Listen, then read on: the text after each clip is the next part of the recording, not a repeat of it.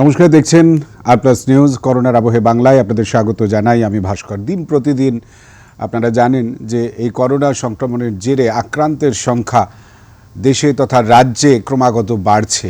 এ নিয়ে যেমন উদ্বেগ মানুষের মনে রয়েছে, তার পাশাপাশি দীর্ঘদিনের ভাবনা চিন্তার ক্ষেত্র থেকে শিক্ষা ব্যবস্থাও আলোচনার কেন্দ্রভূমিতে ঠিক এই মুহূর্তটায়। শিক্ষানীতিতে বড় পরিবর্তন এসেছে প্রায় 3.5 দশক পর। প্রাথমিক থেকে উচ্চ শিক্ষা ভোল বদল নয়া নীতিতে। প্রশ্ন হলো, এই বদলের সুফল কি সাধারণ মানুষ পাবেন, পড়ুয়ারা পাবে, ছাত্রছাত্রীরা পাবে? এই প্রশ্নের উত্তর খুঁজব আজকে করোনার আবহে বাংলায়।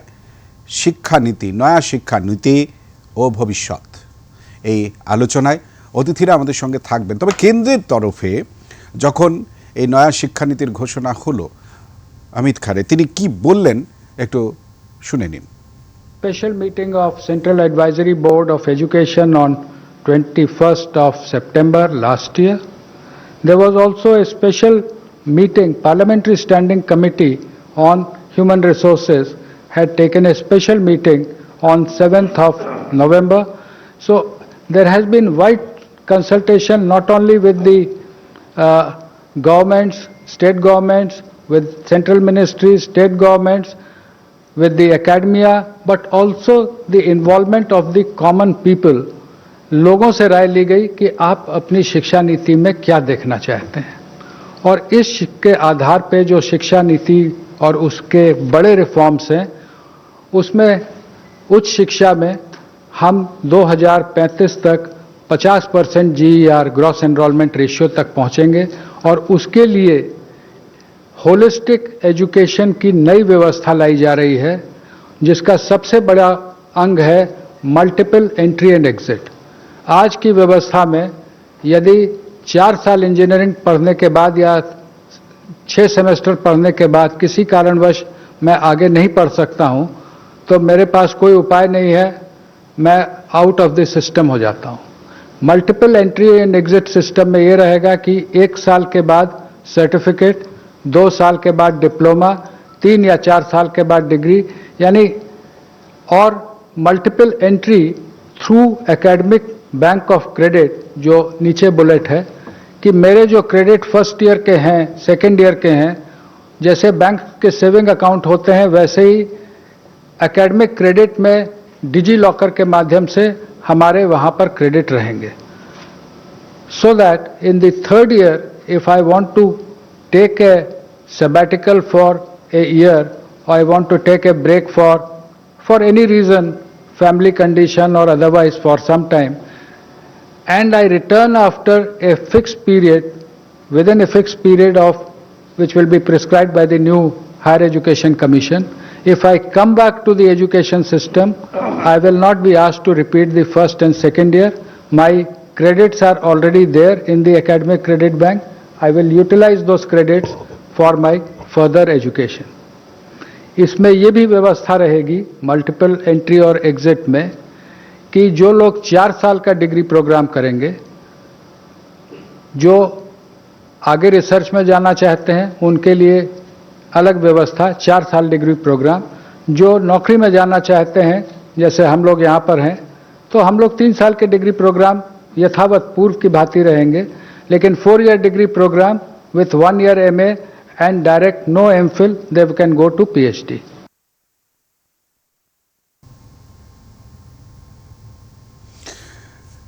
কেন্দ্রীয় সচিব, শিল্প মন্ত্রকের সচিব অমিত খারে তার বক্তব্য শুনলেন। 3 দশক পর ঘোষিত হয়েছে নয়া শিক্ষা নীতি। কেন্দ্রীয় মানব সম্পদ উন্নয়ন মন্ত্রক বদলে হয়ে গিয়েছে শিক্ষা মন্ত্রক। বদল হচ্ছে স্কুল কলেজ স্তরেও। এক নজরে দেখে নেওয়া যাক এই নয়া শিক্ষানীতিতে কি পরিবর্তন এলো। পরিবর্তনগুলো দেখুন। নতুন জাতীয় শিক্ষানীতি। 34 বছর পরে দেশের শিক্ষা ব্যবস্থায় ব্যাপক রদবদল। নতুন জাতীয় শিক্ষানীতিতে শিলমোহর কেন্দ্রীয় মন্ত্রিসভার। স্কুল শিক্ষায় শিক্ষাদানের পদ্ধতিতে বদল। উচ্চশিক্ষায় মাল্টিপল এন্ট্রি এক্সিট ব্যবস্থা। আগে শিক্ষা ব্যবস্থায় কাঠামো ছিল 10+2 ভিত্তিতে, সেই কাঠামো পরিবর্তন করে নতুন শিক্ষানীতি। নতুন শিক্ষানীতি 5+3+3+4 ভিত্তিতে। বর্তমান শিক্ষা ব্যবস্থার সঙ্গে আরও 3 বছর যোগ। প্রথম 3 বছর প্রাক প্রাথমিক স্তরের শিক্ষা। এর জন্য জাতীয় শিক্ষা মিশন গঠিত হবে। প্রথম থেকে তৃতীয় শ্রেণী পর্যন্ত সাক্ষরতা ও অক্ষর দানের পাঠ, ষষ্ঠ থেকে অষ্টম শ্রেণী পর্যন্ত বিষয়ভিত্তিক পাঠ, নবম থেকে দ্বাদশ একই গোত্রে নিয়ে আসা হয়েছে। মোট 8টি সেমিস্টারে ভাগ করে পড়ানো হবে। কার্যত দশম শ্রেণীর পরীক্ষার গুরুত্ব অনেকটাই কমছে বলে মত। বোর্ড পরীক্ষার গুরুত্ব কমানোর কথা বলা হয়েছে নয়া নীতিতে।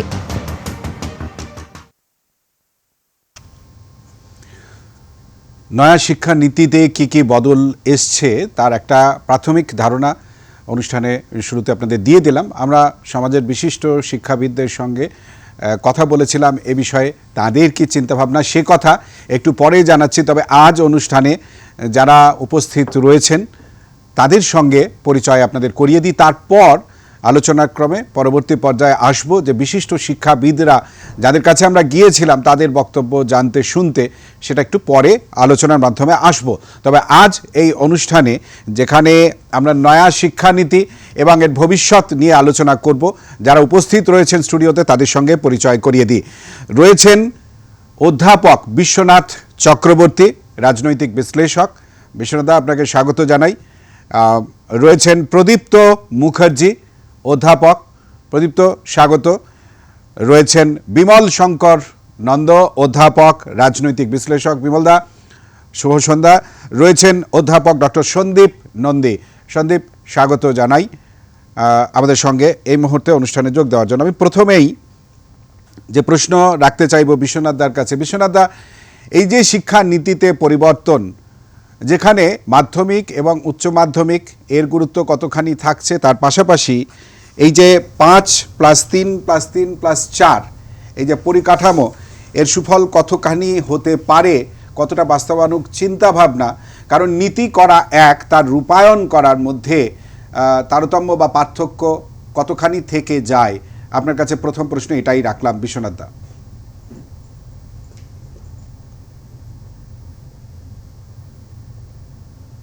অনুসারে ব্রিটিশরা আমাদের এই দেশের শিক্ষা ব্যবস্থা যে প্রতিষ্ঠা করেছিল সেটাই বহন করে চলেছি স্বাধীন ভারতবর্ষে। সেই শিক্ষা ব্যবস্থার উপর দাঁড়িয়েই আমাদের কাছে ম্যাট্রিকুলেশন ইম্পর্টেন্ট হয়েছে, পরবর্তী সময়ে হায়ার সেকেন্ডারি বা আজকের দিনে উচ্চ মাধ্যমিক ইম্পর্টেন্ট হয়েছে। ফলে আমরা একটা সিস্টেম সম্পর্কে অবগত, ফলে আমরা সেই সিস্টেমটা সম্পর্কে জানি, সিস্টেমটাতে পড়াশোনা করেছি।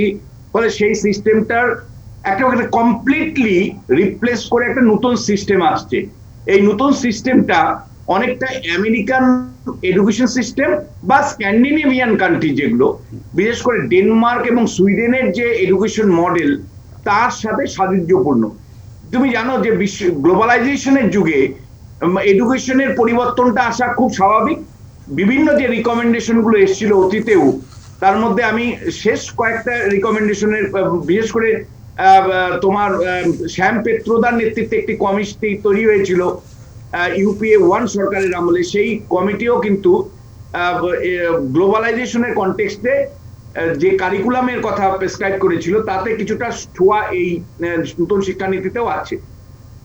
এখন প্রশ্নটা হলো যে শিক্ষা একটা কন্টিনিউয়াস প্রসেস, মানে এটা মূল্যায়নও কন্টিনিউয়াস হওয়া উচিত, পড়াশোনাটাও কন্টিনিউয়াস হওয়া উচিত, তার ভিত্তিতেই পড়াশোনাটা চালানো উচিত। কিন্তু আমরা যে সিস্টেমটাতে অভ্যস্ত হয়ে উঠেছিলাম সেটা হলো একটা নির্দিষ্ট স্তরের পরে মাধ্যমিকের পরীক্ষা হবে, সেটা মানে নির্দিষ্ট একটা দিনের মধ্যে পরীক্ষা হবে এবং তার ভিত্তিতে মূল্যায়ন হবে এবং তার ভিত্তিতে আমরা সিদ্ধান্ত নেব, এরকম একটা জায়গায় আমরা পৌঁছেছিলাম। কিন্তু এখন যে সিস্টেমটা বলা হচ্ছে সেটা হলো যে পড়াশোনাটাও একটা ক্রমান্বয় প্রক্রিয়া, মূল্যায়নটাও একটা ক্রমান্বয় প্রক্রিয়ার মধ্য দিয়ে কিন্তু সম্পূর্ণ হবে।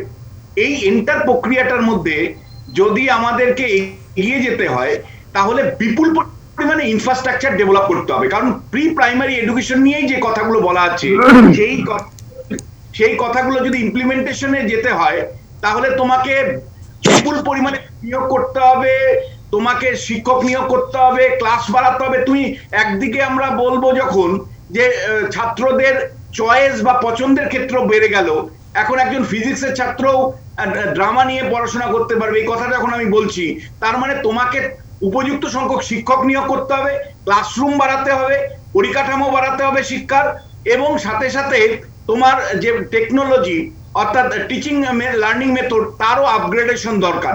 এই এন্টার প্রক্রিয়াটা যদি তুমি না করতে পারো, অর্থাৎ শিক্ষক না বাড়াতে পারো, ক্লাসরুম বাড়াতে না পারো, ইনফ্রাস্ট্রাকচার বাড়াতে না পারো, তাহলে কিন্তু নতুন শিক্ষা ব্যবস্থা মুখ থুবড়ে পড়বে। আর যদি তুমি বাড়াতে পারো, তাহলে এইরকম শিক্ষার, এটা একটু আদর্শগত জায়গা থেকে শিক্ষা মডেল, তাহলে তার মতন ভালো কিছু হতে পারে না। এখন সরকারের কাছে চ্যালেঞ্জ, যে সরকার যে প্রতিশ্রুতি দিয়েছে শিক্ষায় 6% জিডিপি 6% ব্যয় করা হবে, যেটা বামপন্থী নেতারাও একসময় দাবি করতেন, সেটা সরকার মেনে নিচ্ছে যে কেন্দ্র রাজ্য মিলে জিডিপি 6% শিক্ষাক্ষেত্রে ব্যয় করা হবে। আদতেও করা হবে কিনা, দ্যাট ইজ ভেরি ইম্পর্টেন্ট। আদতেও সরকার করতে পারবে।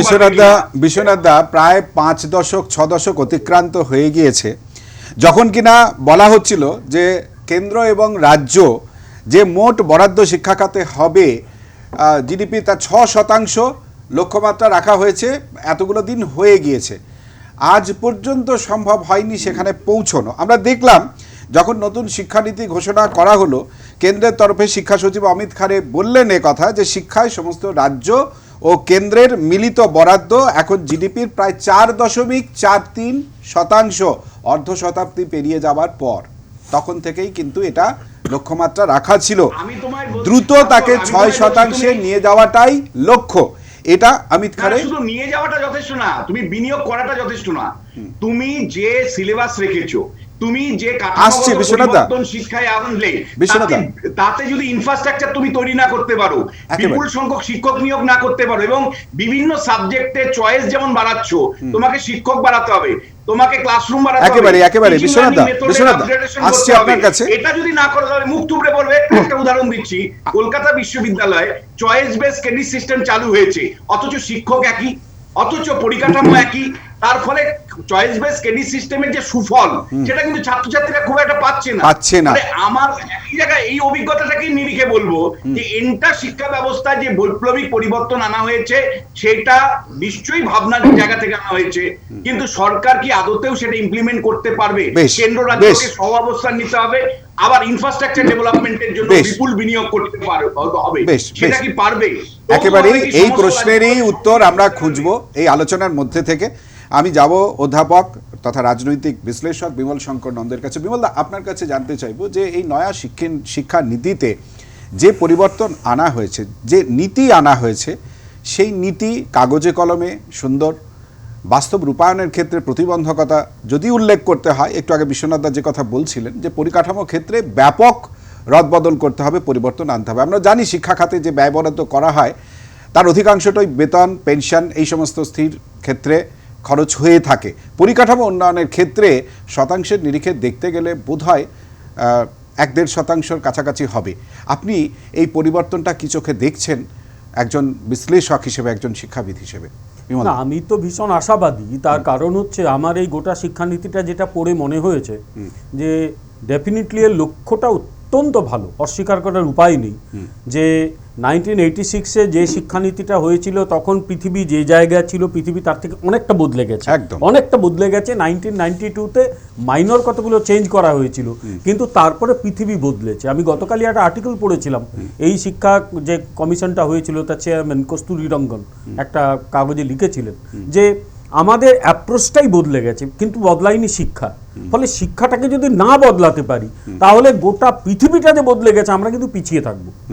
এখন এমন কতগুলো রেভলিউশনারি চেঞ্জ এসেছে যেগুলো তো অস্বীকার করা যায় না। গোটা যদি ইমপ্লিমেন্ট করতে পারি, শিক্ষার ক্ষেত্রে বিপ্লব ঘটে যাবে।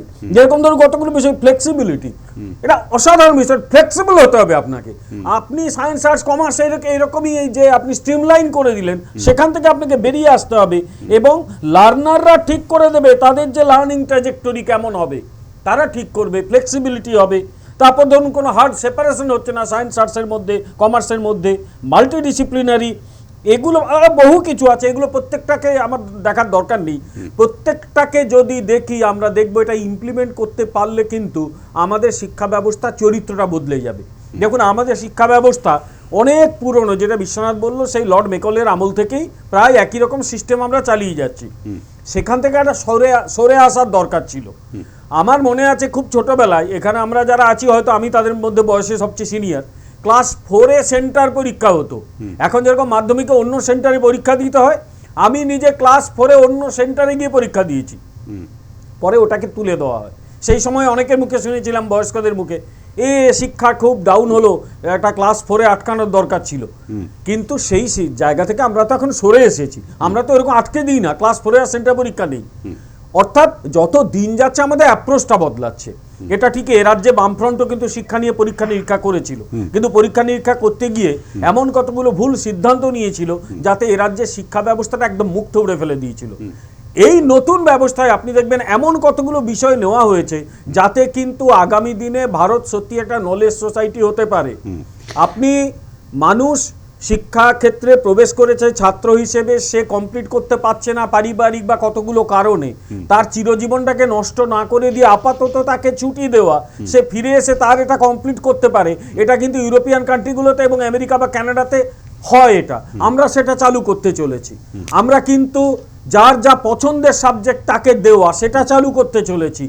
এইগুলো যদি করতে পারি, ডেফিনেটলি আমাদের কিন্তু শিক্ষা ব্যবস্থার খোলনলচে বদলে যাবে এবং আগামী দিনে একটা নলেজ সোসাইটি তৈরি করার ক্ষেত্রে ভারত কিন্তু অগ্রগণ্য হতে পারে। তাই আমি এটাকে স্বাগত জানাচ্ছি। আমার দুঃখ একটাই যে আমার যদি চাকরি আরো 20 বছর থাকতো, এই শিক্ষা ব্যবস্থা ইমপ্লিমেন্ট করলে আমি কিন্তু তার পার্ট হতে পারতাম। সেটা আর পারবো না, আর অল্প কয়েক বছর, 5-6 বছর চাকরি আছে, কিন্তু এই শিক্ষা ব্যবস্থাটা আমার খুব পছন্দের, আমি খুবই এটাকে সমর্থন করছি। বেশ, যে কথা বিমলদা বলছেন সেই কথার সূত্র ধরেই আমি বলি যে পরিবর্তন তো জীবনের ধর্ম, এবং পরিবর্তন শিক্ষা ব্যবস্থাতেই বা আসবে না কেন? বিষয়টা হচ্ছে বিশ্ব অর্থনীতি এখন শুধুমাত্র শ্রমনির্ভর না থেকে জ্ঞান ও দক্ষতা নির্ভর হচ্ছে। প্রতিবেশী দেশগুলোর কথা যদি বলি, বিশ্বের আরও অন্যান্য দেশগুলোর কথা বলি, তারা কিন্তু এই বদলের শরিক হচ্ছে, শিক্ষা খাতে বরাদ্দ বাড়ছে। এখন আমরা যদি পরিবর্তনের রথে সওয়ার হতে চাই, তাহলে নতুন পরীক্ষা নিরীক্ষার পথে যেতে হবে এবং যেতে হবে। আমাদের সঙ্গে রয়েছেন প্রদীপ্ত মুখার্জি অধ্যাপক। প্রদীপ্তর কাছে জানতে চাইব, প্রদীপ্ত, প্রায় 5 দশকেরও বেশি সময় জিডিপির 6% শিক্ষা খাতে বরাদ্দ করা হবে, এই ভাবনা চিন্তা পৌঁছতে পারিনি আমরা। ভাবনা তো অনেক, নীতি অনেক ভালো, এর রূপায়ণের ক্ষেত্রে আমরা কিন্তু দেখলাম যে অমিত খারে যখন বলছিলেন, তিনি এটা বললেন যত দ্রুত সম্ভব ওখানে পৌঁছে যাওয়া। সার্বিকভাবে কি মনে হচ্ছে এই নয়া শিক্ষানীতির বিশ্লেষণের জায়গাটা থেকে যদি বিশ্বনাথ স্যার যেখান থেকে শেষ করলেন আমি সেখান থেকেই ধরতে চাই। স্যার পরিষ্কারভাবে কেন্দ্র রাজ্য সম্পর্কের উপর গুরুত্ব দিয়েছেন, ইনফ্রাস্ট্রাকচারাল ডেভেলপমেন্টের উপর গুরুত্ব দিয়েছেন। আমি সেখান থেকে একটু জায়গা প্রাথমিকভাবে সরছি, কারণ আমার যেটা মনে হয়েছে যে 3 বছর থেকে 18 বছর এই যে এক্সটেনশনটা হয়েছে, এটা কিন্তু একটা এডুকেশন রাইট টু এডুকেশন, সেটাকে এক্সটেন্ড করা হয়েছে, এটা একটা ভীষণ পজিটিভ দিক। 3 বছর থেকে 18 বছর, যেটা আরো আগে কম ছিল, মানে 6 বছর থেকে 14 বছর ছিল, সেটা 3 থেকে 18 গেছে। ফলে এই নার্সারি এডুকেশনটা 3 বছর এক্সটেন্ডেড হয়েছে, এক্সটেনশন হয়েছে, আবার ওদিকে 4 বছর এক্সটেন্ডেড হয়েছে। এটা কিন্তু রাইট টু এডুকেশনটাকে এক্সটেন্ড করেছে, এটা খুব একটা ভালো দিক। কল্যাণকামী রাষ্ট্রের একটা ভালো ভীষণ গুরুত্বপূর্ণ লক্ষণ। এবার তার সঙ্গে স্যারের এই প্রসঙ্গটা যদি জড়িয়ে দিই আমি, তাহলে আমার ইনফ্রাস্ট্রাকচারাল ডেভেলপমেন্টটাকে একটা হিউজ লেভেলে নিতে হবে। আমার নার্সারি এডুকেশন রাজ্যে কটায় আছে, সেই নার্সারি এডুকেশনগুলো আমাকে খুলতে হবে। তাহলে সেইগুলো খুলতে গেলে আমাকে যে সাপোর্টটা লাগবে, সেই সাপোর্টটা আমি পাবো কিনা। কারণ দেখুন, আমাদের লাস্ট 3 বছর 16 সাল থেকে, যদিও সেটা নিয়ে অনেক ডিবেট আছে, আমাদের যে অধ্যাপকদের টাকা ইউজিসি স্কেলে সেখানে 50-50 করে দেওয়া হয়েছে, এবং তারপরে বলা হয়েছে একটা নির্দিষ্ট সময় পরে দেওয়া হবে না, সেটাকে রাজ্যকেই দায়িত্ব নিতে হবে। যদি এরকম কেন্দ্র রাজ্য রিলেশনশিপ থাকে যেখানে একটা সময়ের অবধি ইনফ্রাস্ট্রাকচারাল ডেভেলপমেন্টের টাকা দেওয়া হবে, তারপরে দেওয়া হবে না, সেটা কিন্তু আমাদের কাছে একটা বড় চ্যালেঞ্জ হয়ে দাঁড়াবে। 2 নম্বর পয়েন্ট হচ্ছে, দেখুন ইনফ্রাস্ট্রাকচারাল ডেভেলপমেন্টের জন্য আমরা অনেকগুলো টাকা পাই, যেমন কলেজগুলো ন্যাক করার পরে রুষা থেকে একটা টাকা পায়, কিন্তু রুষার কাজ যদি আমরা সঠিক পদ্ধতিতে করি, আমি পদ্ধতির কথা বলছি, যেমন আমরা পিডব্লিউডি কে দিয়ে করাচ্ছি, তাহলে আমরা দেখতে পাচ্ছি যে আমাদের যে টাকা আসছে সেই টাকায় আমার পরিকল্পনা 4 তলা বিল্ডিং করা, কিন্তু আমার 1.5 তলা বিল্ডিং এর পরেই সেই টাকা চলে যাচ্ছে, কারণ তারা বেসে এত গুরুত্ব দিচ্ছে যে সেই টাকাটা কিন্তু আমার বেসেই ঢুকে যাচ্ছে, আমার ওপরে গুরুত্ব পাচ্ছে না। ফলে তার যে টোটাল মানে অ্যালোকেশন অফ মানি, সেই অ্যামাউন্টটাও বাড়াতে হবে, ফলে আরো চাপ বাড়বে। এটা 2 নম্বর পয়েন্ট। 3 নম্বর পয়েন্ট যেটা আমার খুব মনে হয়েছে সেটা হচ্ছে এমপ্লয়াবিলিটি। আজকে দেখুন শিক্ষার খুব গুরুত্বপূর্ণ একটা দিক হচ্ছে এমপ্লয়াবিলিটি। আমরা কতটা এমপ্লয়াবেল করতে পারবো। আমার কলেজে আমি প্লেসমেন্ট অফিসারের দায়িত্ব সামলাই, আমি সামলাতে গিয়ে দেখেছি যে বিভিন্ন সময় যখন আমি কেরিয়ার ফেয়ার করেছি বা কিছু করেছি, যে কোম্পানিগুলো চায় যে কিছু স্কিলড ছাত্রছাত্রী তারা যাতে পায়, এবং সেই স্কিলটা তারা কিন্তু পাচ্ছে না বিভিন্ন কলেজগুলোতে। যেটা কিছুদিন আগে কেন্দ্রীয় মন্ত্রীও বলেছেন যে আমাদের দেশে চাকরি আছে কিন্তু যোগ্য লোক নেই।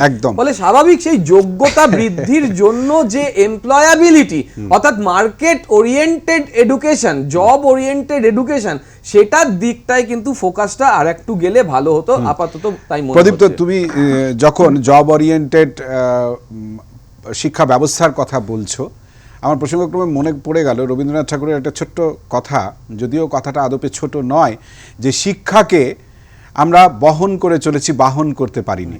যেদিন শিক্ষাকে বাহন করতে পারবো সেদিনই শিক্ষাটা প্রকৃত হবে। আর এই জায়গা থেকে আসছে বিশ্বনাথ দা। ভাস্কর, আমি একটা লাইন অ্যাড করতে চাই। হ্যাঁ, সেটা হলো, তুমি যদি, আমি পুরো শিক্ষার ইয়েটা পড়েছি, নীতির প্রপোজাল গুলো পড়েছি, প্রতিটি ছত্রে ছত্রে কিন্তু সেখানে বলা হচ্ছে যে নলেজ মানে থিওরি এবং প্র্যাকটিসের মধ্যে সমন্বয়ের কথা। মানে একদম উদাহরণ বিশ্বনাথ দা আসছি, আমরা বিরতিতে যাওয়ার সময় হচ্ছে। তার আগে একটু অধ্যাপক নন্দীর সঙ্গে কথা বলে নি। ডক্টর সন্দীপ নন্দী আমাদের সঙ্গে রয়েছেন। আর সন্দীপ এই রকম কোর্সের সঙ্গে ভীষণভাবে যুক্ত, যে কোর্সগুলো, যে শিক্ষা ব্যবস্থাটা অন্তত এই মানে চাকরির বাজারে একজন পড়ুয়াকে উপযুক্ত করে তোলে। আমি সার্বিকভাবে অধ্যাপক নন্দীর কাছে জানতে চাইব, এই যে নয়া শিক্ষা নীতি, এর সঙ্গে কতখানি উপকৃত হতে পারে পড়ুয়ারা? এই প্রশ্নের উত্তর সন্দীপ নিচ্ছে একটা ছোট্ট বিরতির পর। ফিরছি একটু পরেই।